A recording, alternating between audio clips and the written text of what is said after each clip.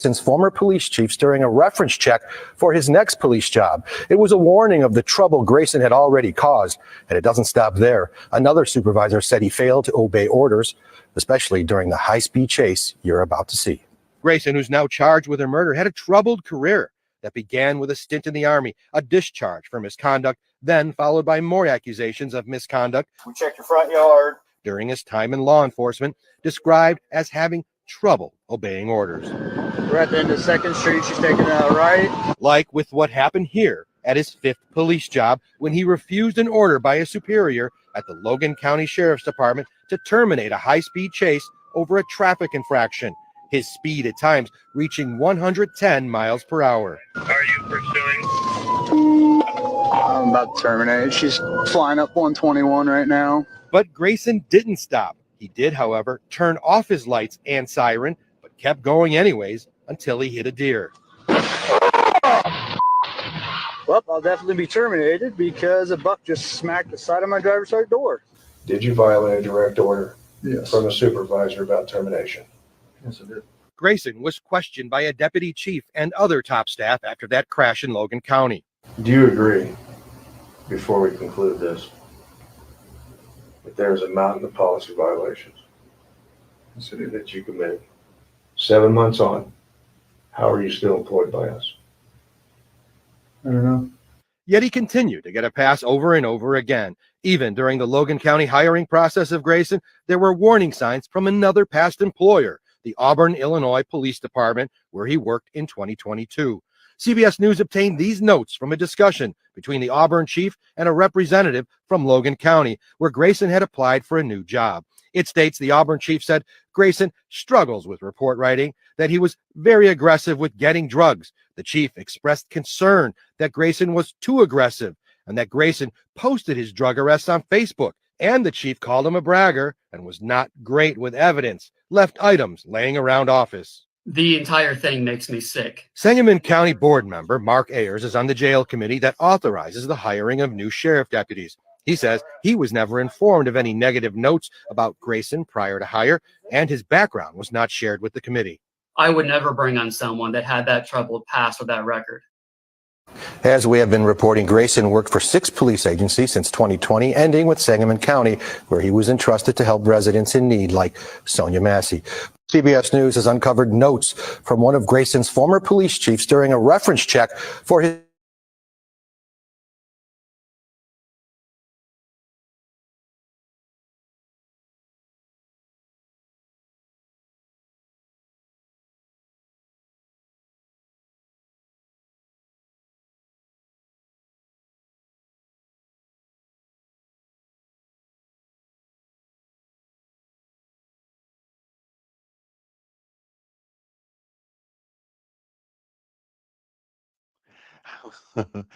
That stuff just angered me so much. I'm just muted myself. But this guy is absolutely complicit. Complicit. That presentation says not that he's complicit. He's the killer. They are complicit. These departments moving him from department to department. It's like those complaints that you heard about, those pedophile priests. They just move them from parish to parish. But in this case, they ask him, like, pretty much, are you surprised you're still employed by us? They are all complicit.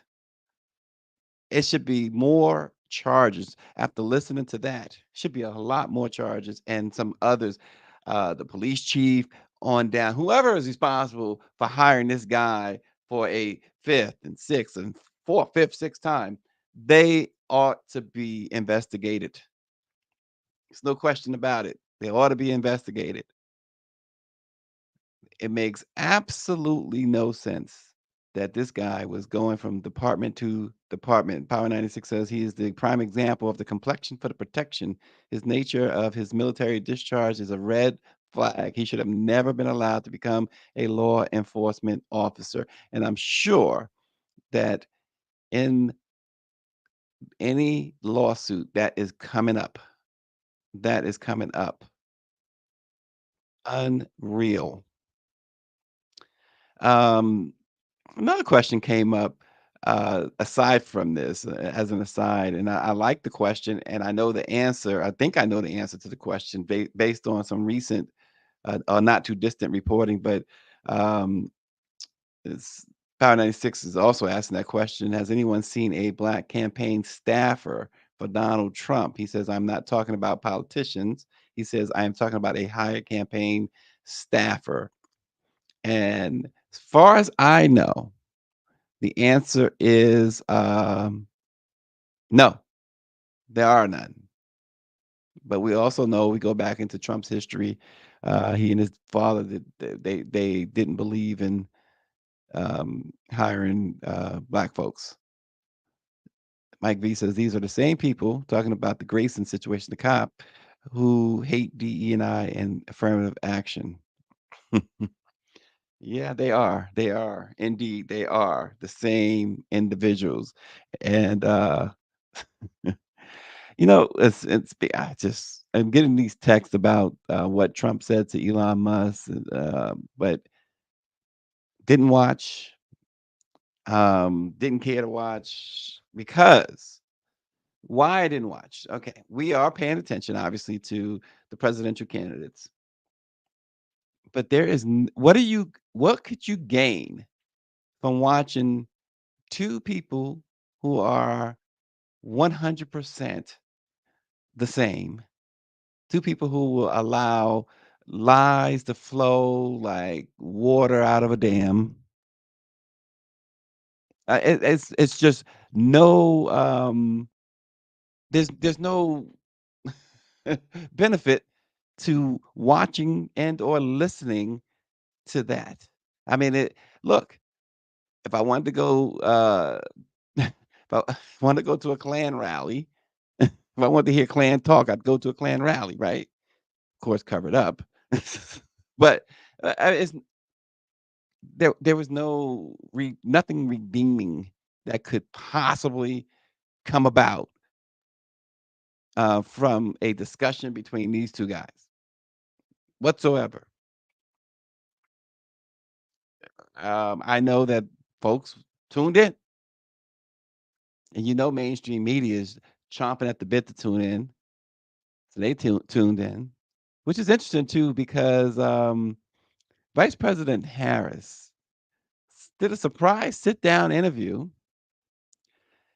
And there's a couple of ways, at least from my perspective, and perhaps the perspective of the black press, to look at the vice president's interview with Uncle Luther Campbell from Two Live Crew.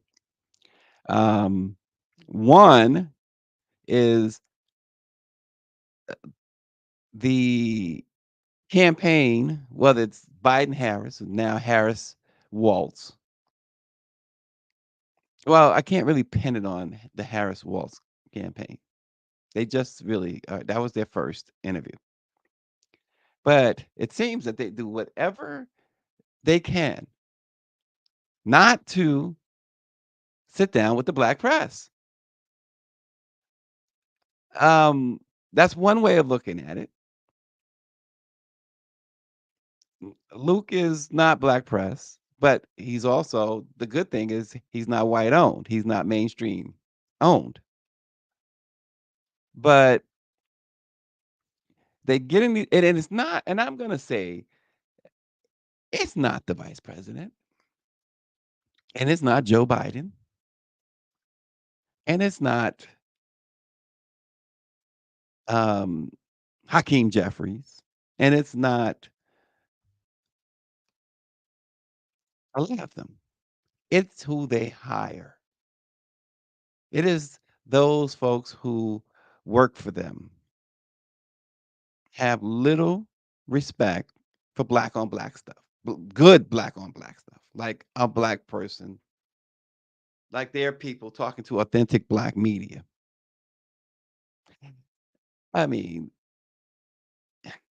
I say it, I've argued about this many times. I know it's true.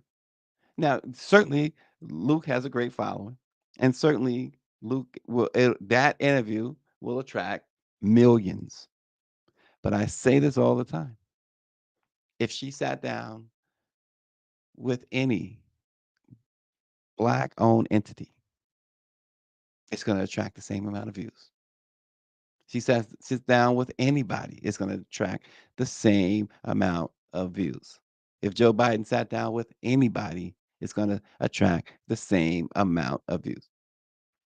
And that's what you're looking for, views. So it's her staff, it is the Biden staff, it is folks that work for them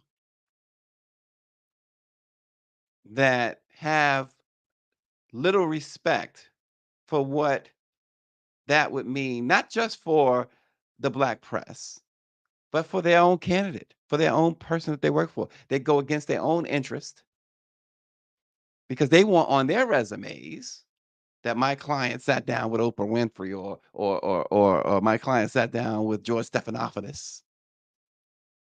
That it's not about Kamala Harris could care less if that's on her resume. That's not. It's just not it. Yeah, and as soon as we get off, we're gonna call Jasmine and request an interview with the vice president at the DNC, Jasmine Harris from the Harris campaign. Now they are not related, but Jasmine Harris, a Black woman, works for Kamala Harris, a Black woman, and yes, she's Black. But that's one way. Here's the other way that to look at this too. And I saw what's Powell's has been talking about this. How you see how mainstream media treats her. They show an entire Trump rally, an entire Trump speech. She has these rock star quality rallies. They don't show it. They cut away from programming to show Trump, mainstream media. And they won't show it. So Powell's has been on this, as well as Uncle Luke, saying that she shouldn't give an interview with mainstream media. I'm 100% on board, not just because we are the Black press and we're not a part of mainstream media, but because they are absolutely right. They ignore her, she should ignore them. Now, there's a school of thought, oh, she needs them or whatever. No, they are all deep, heavy in the pockets of Donald Trump. Let's call it what it is. So even if she grants them an interview, there's going to be something in that interview in which they're going to try and make her look bad. Yeah, Cedric Richmond is a good guy, but again, Cedric is not that part of the campaign. Cedric can make recommendations, but again, it has to go again through some other folks who don't care to engage in a more serious manner the Black press. We've been down that road, Power 96. We've been down that road many times. And for people who are, you say this about Trump, he went to NABJ. He went to NABJ. They were foolish enough to let him go, and he went. NABJ was foolish enough to have him, I should say, but he went. But you say you want Black people's support. And so you do everything you can. You indulge and kowtow and play, nice with mainstream. But the Black press becomes an afterthought. Oh, we'll send you a recording of something. Or we'll send you an invite. I don't want an invite. I don't need to be rubbing shoulders with somebody's party or what. That doesn't move me.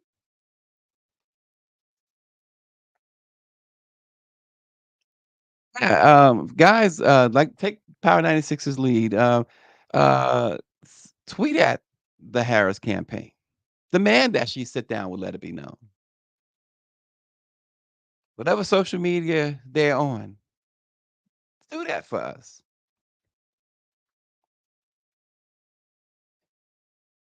They want to send you an invitation to a cocktail party or something. I can buy my own cocktails. In fact, I don't mind sitting at home having my cocktail by myself. I mean, give me a break. But this is how they operate.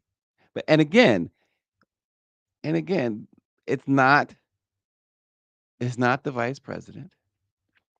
You know, when she was vice president, well, she still is vice president, but as vice president, she has sat down with the black press. She's called a black press only meeting a couple of times. When she was senator, she was awarded our legacy award, which we're doing again next month, every September, and she showed up. But now with a different set of people calling the shots on who she talks to and who she doesn't talk to, we get this. But it was good to see that if she was going to sit down with anyone, it wasn't MSNBC, it wasn't CBS, it wasn't CNN for sure, but it was a very unlikely individual, Luke Campbell, who incidentally, I don't know if he's still run.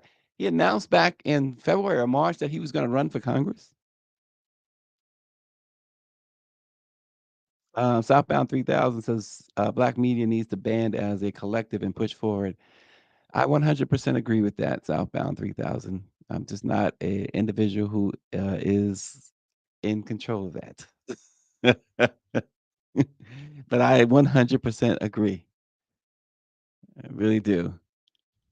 It's for the best. But yeah, that would be fantastic. Folks, if you do tweet at her campaign, her and her campaign, Instagram at them or whatever, however you say it, TikTok them. TikTok, you don't stop. Um, and hey, let it be known as where it's at. There, that's it, right there. Just so they know we're official. I know Michelle Madison's gonna do it. I know that. Power 96 is making phone calls. He hitting the phone bank for us. We appreciate Power 96. Y'all catch them yesterday. If y'all missed Power 96 on Let It Be Known yesterday, you can go back and check it out when you get a chance. I mean, he bought the goods as always. He bought the goods. Um, so speaking of Trump, before we get off the subject of Trump, something interesting happened. His apparently his Trump Force One, as he likes to call it, was having some mechanical issues. And so what does he do? He calls an old dead buddy of his named Jeffrey Epstein. But the campaign claims that they were unaware that this private plane that he used for his campaign travel over the weekend was owned by Jeffrey Epstein. We all know who Jeffrey Epstein is, the disgraced sex offender. He flew from Bozeman, Montana to Jackson Hole, Wyoming, and then Aspen, Colorado on Epstein's disgusting plane. I wonder if they cleaned the plane yet of his filth. A Trump campaign official claimed that the campaign had called his charter jet vendor, which is a company called Private Jet Services Group, after they had a mechanical failure, and they chartered another jet, and then said, "Oh well, we've used that service for years." And of course, it went viral on social media because, again, mainstream media has ignored. It's been other folks and from court documents, folks have been bringing up the relationship between Trump and Epstein, even showing photos, what appears to be Trump and Epstein and these underage women, underage girls, I should say. So, and we know Epstein also traveled with other high profile people, including Prince Andrew and RFK Jr., who's also, of course, running for president. Um, Trump and Epstein routinely were together over decades. In fact, you might recall that Trump spoke very enthusiastically about Epstein and their relationship. And before Epstein pleaded guilty to his charges of unlawful sex with minors, Trump told New York Magazine back in 2002, he says, "I've known Jeff for 15 years. Terrific guy." Quote, that's a direct quote. And then when Trump was in the White House in 2019, he says we had a falling out. Those are his words. He says, "I haven't spoken to him in 15 years. I was not a fan of his. That I can tell you." Terrific guy to not. He went from Epstein was a terrific guy to never was a fan of his. Yeah, Mike V, we talked about that yesterday. Trump owes so much money for his rallies that they threatened to put a lien on his Tangerine jet, so he didn't want to bring it to certain states. Right. Good morning, Cheryl Brown. So, and speaking of the filth, well, I mean, no, that's not a good segue. But speaking of Trump and his campaign, JD Vance.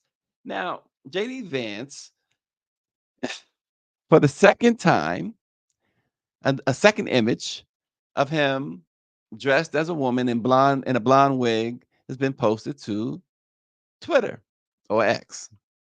The post simply reads, quote, "A second photo has hit my inbox. It appears to show uh, JD Vance in drag wearing the same wig and costume as in an earlier image, which was said to have been snapped by a Yale classmate in 2012. A spokesperson for the Trump campaign for absolutely for what's his name? I said Epstein, but Vance said that they're not going to deny that the first photo was authentic. Now, the second photo shows him looking down at the camera with his hands behind his neck. It was posted on the same account as the first picture. Travis Whitfield, the source of the photo, said it was taken by a classmate at Yale and sent to him. He in turn sent it to Matt Bernstein, who hosts a podcast called A Bit Fruity. He said it's from a group chat of JD Vance's fellow classmates and is from a friend of a friend. He says, "I believe it was grabbed from Facebook and was taken at a Halloween party." The photo got over 500,000 views. And someone says, "So this is what it's like for August to have two Christmases in it." And then someone else says, "Say what you want about JD, but nobody can deny that he's fabulous." Of course, it's the latest drama involving the vice presidential candidate who was the subject of widespread comments online speculating that he wore mascara. The first image actually trended with the hashtag Sofa Loren. Sofa Loren, you get it? Wow. Well, I mean, and the reason why this is an issue, I mean, hey, you do whatever it is that you do. It's hey, nobody should judge. But the reason it's an issue because of what he purportedly stands for and stands against. And he allegedly stands against this. But yet he happily indulged in it. That is JD Vance.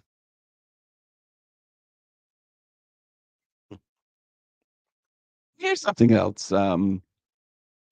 While some of the former president's supporters uh, simply, quote, hate America, others can be described as victims. According to Pulitzer Prize winning investigative journalist David Johnston. Johnston was on MSNBC not long ago to discuss his book, The Big Cheat: How Donald Trump Fleeced America and Enriched Himself and His Family, Well, in the book, Johnston calculated that $1.7 billion in revenue flowed through Trump and his organizations during his 4 years as president. Johnston was asked whether those who are still giving money to Trump should be considered, quote, victims or volunteers. He says, I figure at this point, if you're getting fleeced by Donald Trump, there's but so many times somebody can send you an email that says, I'm a prince in a foreign country. Please send me $20,000. If you fall for it 3 times, don't you almost deserve it? He said. Well, he also mentioned this, though. He says there certainly are people who are victims like this dying man who sent $500, half of his income for the month, to Trump's campaign. And then he alleges that the Trump campaign continually hit this man's bank account until they totally drained it. And he said they did it to many, many people.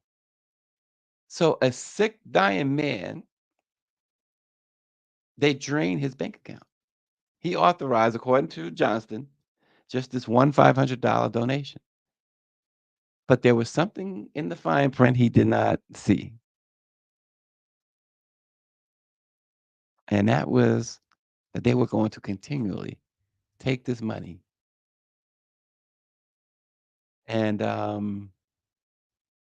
Johnston goes on to say that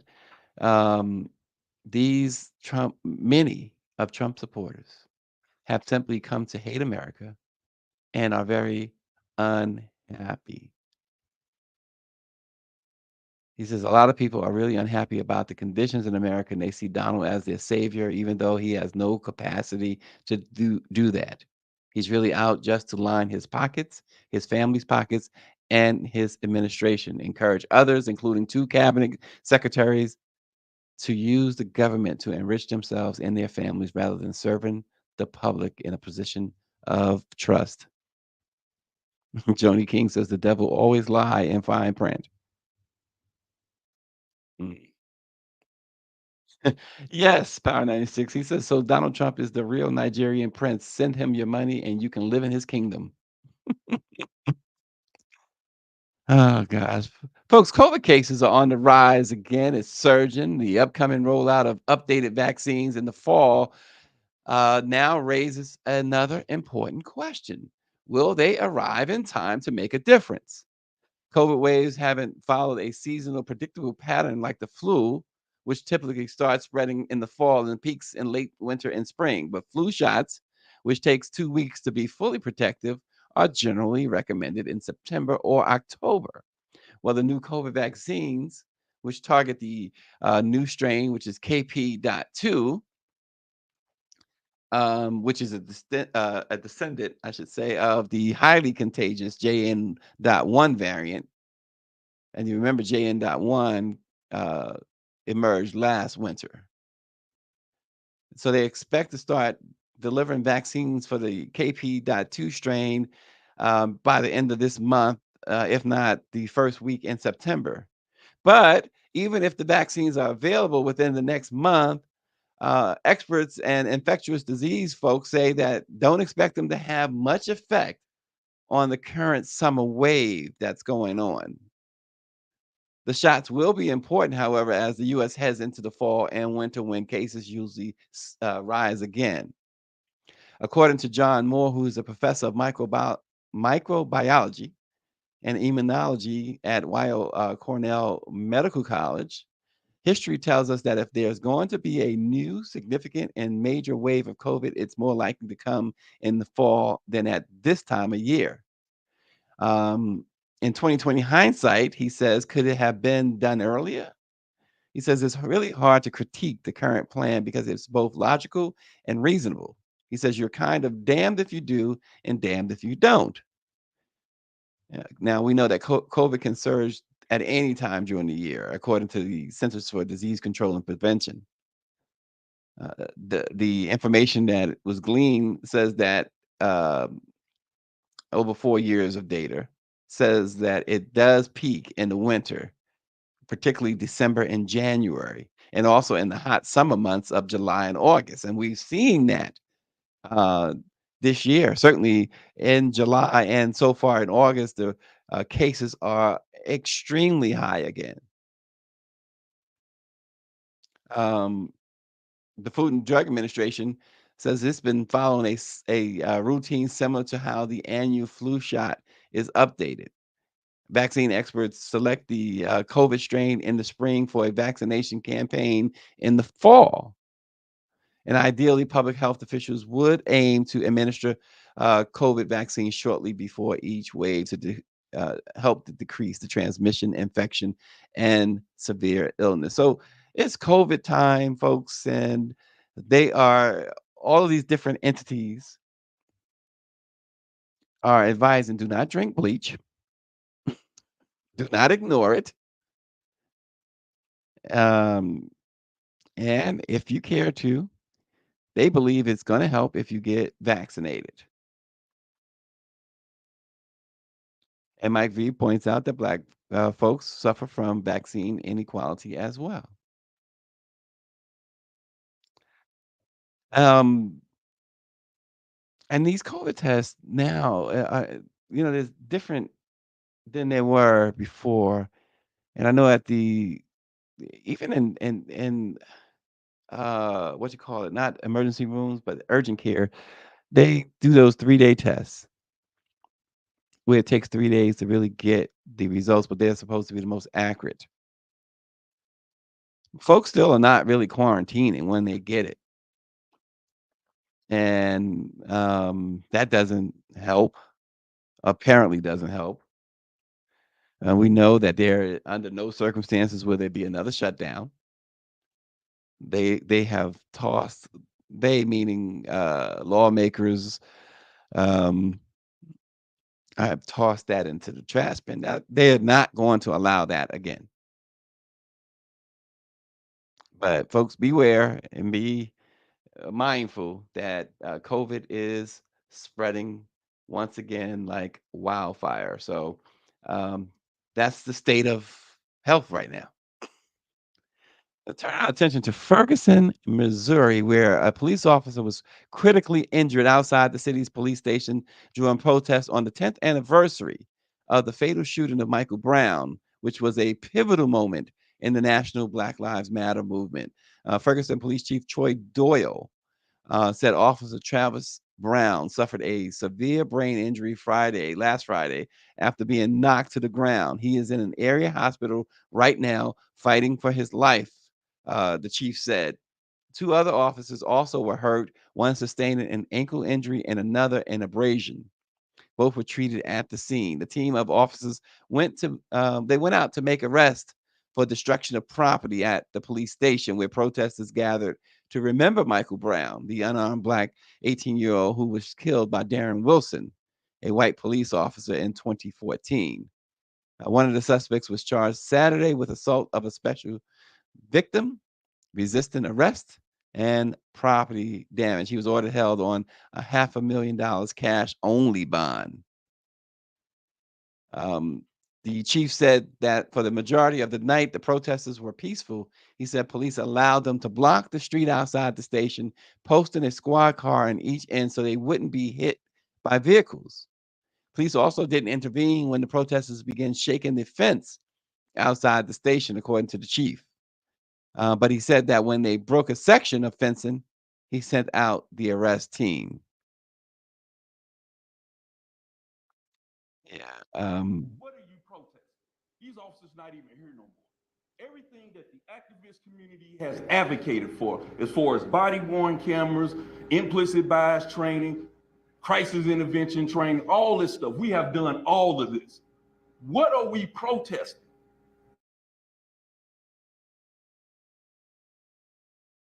Some say fair point, and others say that it's not about what are they protesting as much as this was a commemoration, the 10-year commemoration of the murder of Michael Brown. And again, you have to remember this.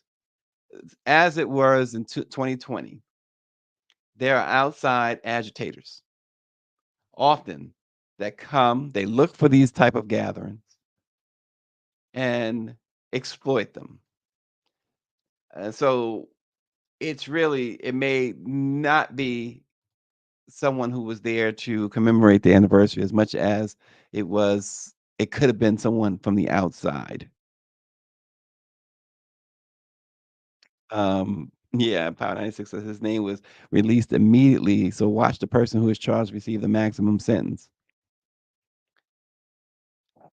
Dr. Nicole says that they still haven't signed the George Floyd Justice and Police Act into law. That's still a reason to protest. See, I knew that you guys would come up with at least 102 reasons.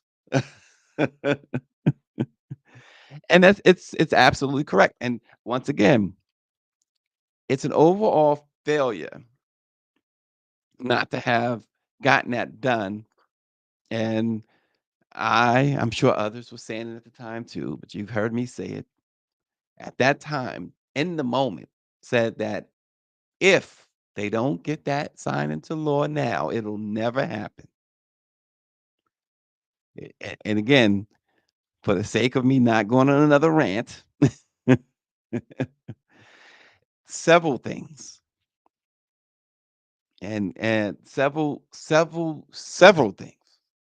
Black businesses, the Black press, during that time, being on these same airways, YouTube, Facebook, Twitter, Instagram, everything on this program, June of 2020, I was saying, get these corporations and these people who are pledging this and pledging that, long-term, sign long-term deals, whether it's ad deals, business deals, whatever. Because you see, immediately, as soon as things die down a little bit. Mark Cuban is another one. I like Mark Cuban. I'm calling him out.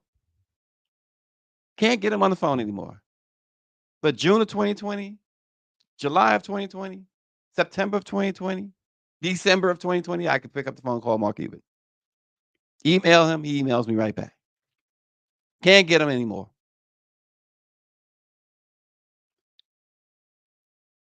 That is, and you know, he was the owner of the Dallas Mavericks at the time. He had his show at the time. He was a busy man, but he answered my phone calls. He returned my emails. Man told Mike Pence not to certify the election. The man called the state of Secretary of State, or was it governor? I forget, and asked for 11,072 votes.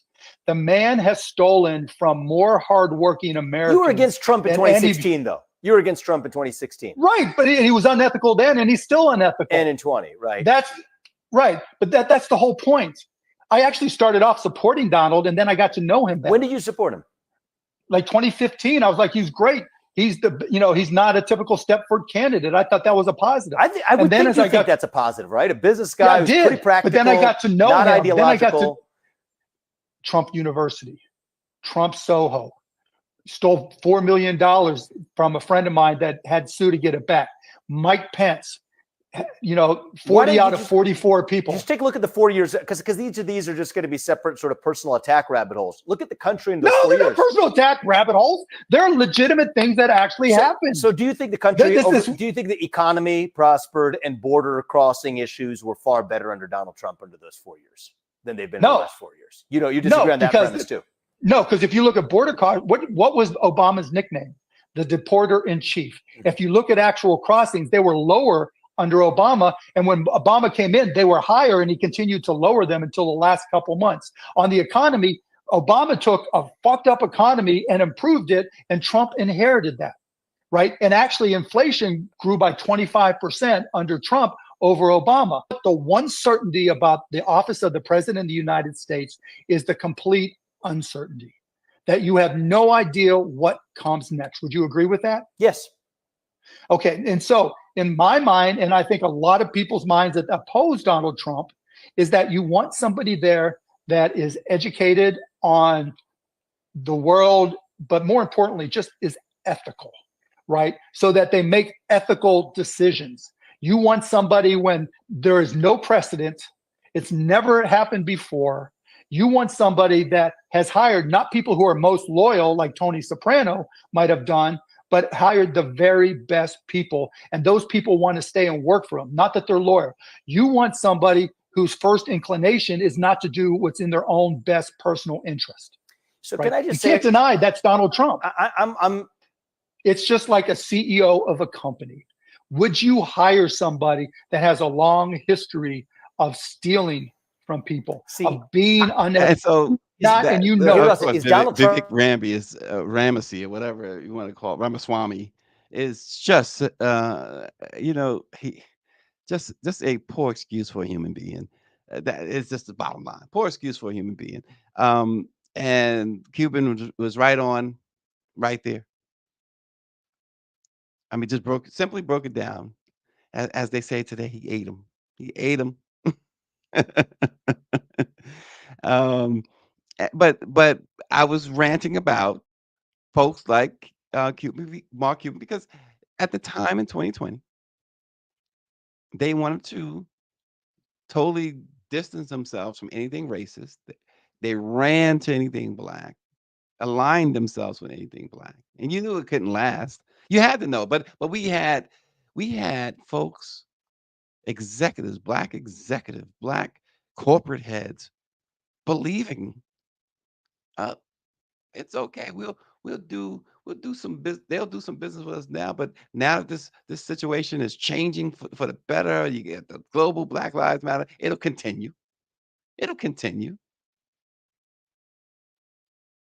And I was like, no, it's not. I'm not an executive. I'm not a president. I'm not a CEO. But I knew you had to know, unless you lock these people down, Walmart, Target, all these folks, the car dealerships, the car dealers, I should say, the car manufacturers, all of them. Unless you lock them down, yeah, they'll do something. Here.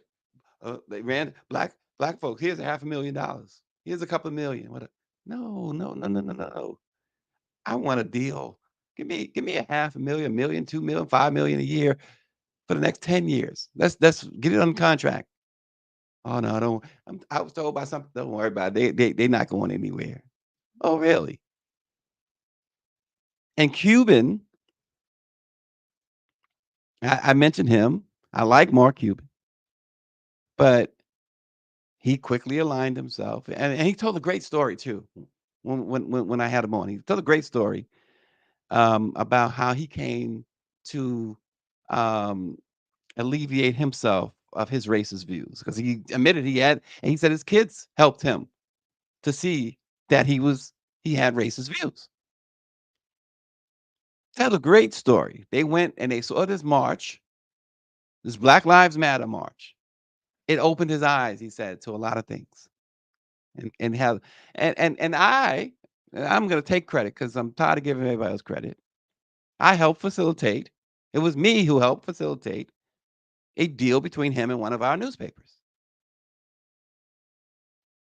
A nice deal too. I'll never forget that publisher calling me up saying, "Hey, this is fantastic." And I said the same thing to that particular publisher. I hope it's a commitment. I hope it's a long-term commitment. And you can't let folks off the hook. When Muhammad Ali got you in trouble, he finished you off. You can't let folks off the hook. Mike Tyson go in the ring before he gets in there, he smells the opponent's fear. And so he'll come in there wearing just these black trunks and put on his most dastardly face, and the opponent is done, even before the first punch is thrown. Like Austin is writing now. This is what they did. Here's $150 in a stake. I can go do that myself. Can do that myself. Cuban, again, not to really harass him because I mean, listen, he has no obligation to call me back. He has no obligation to return. Now, I mean, he has no obligation to return the email. But let me tell you something, folks. You send me an email, I should at least respond. And he, 4 years ago, because at first there was a young lady that worked for him. The first time I communicated with her, and I never forget, got on the phone and said, listen, here's my personal information. You don't have to go through channels. Go right to me. And that's how I was able to facilitate that deal.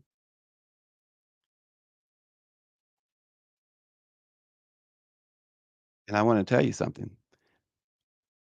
As much as I hate to admit it, I didn't get a piece of that deal. Somebody still owed me. Shoot. Shoot. Let's be real about it. But not just Cuban, but so many others. There are folks who had deals with Black entities, including the Black press. Now they're not here anymore, or they're with those because it's no longer cool. It's no longer because they done eliminated affirmative action and DEI is a curse and all that. So now we're cutting back. Oh, we're going in a different direction. But these same people, many of them anyway, not all of them, they'll send a press release. Can you get this? No. Go pay PR Newswire to do it. That's my position. It's no. So they have to go, and it's plenty of steps above my head. I'm down here, but they have to go above me and around me because I don't play that. Greer says I'm very petty, and I don't forget these things. So I live up or down to however you want to look at it. That pettiness. How dare you? You had a deal with the Black press. Now you no longer have a deal with the Black press. You walked away from the Black press. Now you want me to publish your press release? Yeah. Take a hike. And make sure that hike is high mountain and no way to get down. We got Snoop on how the money isn't adding up. I don't know what that is. Play it. Shoot.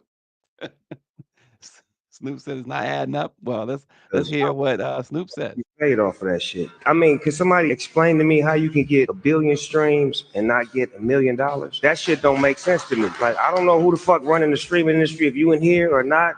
But nigga, you need to give us some information on how the fuck to track this money down. And I have to say it because that's the main gripe with a lot of us artists is that we do major numbers with streams and this shit, but it don't add up to the money. Like, what the fuck is the money? When I first came out, my records would sell based off of physical. If you sold 1 million copies, that means it's $9.99, $9 million. You get this percentage. That's what it is. So if I sell how many streams, how much money do I get? It's not being translated and it's not working for the artist right now. And I just want to speak to that in the music game. Definitely apologize for the language and certainly for the use of the N word. We just don't do that. We don't do the N word here and the language as well. But you get the point. Taraji said the math ain't mathing. And it certainly ain't mathing here. It really ticks me off, folks, when there's no way in 2024, 197 years of the Black press, that any advertiser or business partner should not be looking to strengthen their relationship with the Black press, particularly headed into the monumental 200th anniversary. 200 years. Name an entity that's been around 200 years and still going strong. Name an entity. Name a media outlet. I'll wait. It's just, yeah, I'm with you, Mike. I'll take Flavor over Snoop when it comes to diplomacy any day. Absolutely. But it just doesn't make sense that folks let folks off the hook. They let mainstream off the hook in 2020. Mainstream businesses, mainstream media, corporate America. They let them off the hook. You got nobody to blame but yourselves, folks. You let them off the hook. And what you gonna do about it? You can't sit and pout about it. You got to go and do something about it. So do something about it. If you're into HBCU sports, then get this. Allen Media Group has finalized an agreement with Fox-owned stations in Los Angeles and Chicago to broadcast its 2024 college football package under the HBCU Go banner. Allen Media has set a deal with Fox, and the deal completes the syndication lineup for HBCU Go football, which will present a slate of 26 games airing from August 31st to November the 23rd. HBCU Go is the TV partner for collegiate sports programs at the nation's 107 HBCUs. With the Fox deal, HBCU Go's football schedule is cleared on television stations covering 95% of U.S. TV households. HBCU Go's list of station partners includes outlets owned by Sinclair, Gray, Tegna, Hearst, Nexstar, and Scripps. The games are also carried on the Armed Forces Network and Allen Media Group's thegrio.com. Local Now and HBCU Go digital platforms. The upcoming slate marks the third year that Byron Allen's Media Group has pushed for broad national distribution of HBCU football. Conferences represented by HBCU schools include the Central Intercollegiate Athletic Association, the Southern Intercollegiate Athletic Conference, and, of course, Power 96, the Southwestern Athletic Conference. The season kicks off with the HBCU Go pre-show on August the 24th. And the following week, play-by-play analyst Charlie Neal will join color commentator John Kelly and sideline reporter Laurencia Moten for live game coverage. The first face-off is Clark Atlanta at Fort Valley State University. Power 96 says Byron did a great job last year without Fox. It appears that this is about expanding to a wider audience. I would imagine. I'm pretty sure Byron wants to maximize any investment he's involved in. But you, Mr. Power Man, know that stuff a little bit better than me. So I defer to your thoughts on that. But folks, again, go at the vice president's team on social media. Go at her strong. If she can sit down with Uncle Luke, she can sit down with Let It Be Known. That's the bottom line, right? Because I'm sure y'all don't, get up and prepare for work or whatever you're going to do for the day and listen to us for nothing. Y'all want some good stuff too. That type of stuff as well, I should say. You get good stuff, but you want that type of stuff. And while you're at it, go to our YouTube page, LIBK-News, and hit subscribe. And Power 96, he got to get his questions answered. But join Power 96 and calling, emailing, texting, tweeting at, Instagramming at, TikToking at the Harris administration, her campaign folks, and demand accountability to Let It Be Known. Thanks so much. We'll see you again tomorrow.